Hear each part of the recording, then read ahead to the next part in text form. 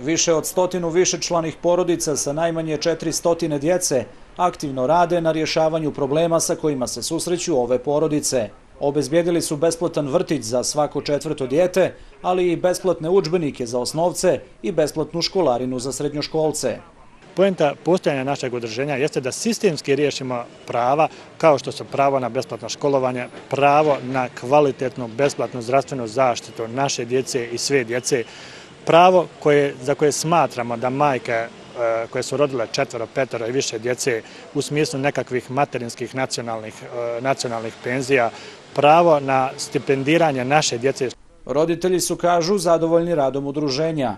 Kažu da malo pomoći dobijaju sa strane, ali da udruženje pokreće aktivnosti i u tom pravcu. Pa mogu vam reći da sam zadovoljna, prije svega što se čulo za nas. Druga stvar, udruženje se bori sa našim predsjednikom, opština nam je nešto pomogla. Prilično dobro, tek je krenulo udruženje sa radom, ali dobro, od početka sam član i tako da. Nada se dobro. Članovi udruženja 4+ pozvali su mlade roditelje na području Teslića da stvaraju brojnije porodice i da im se tako pridruže.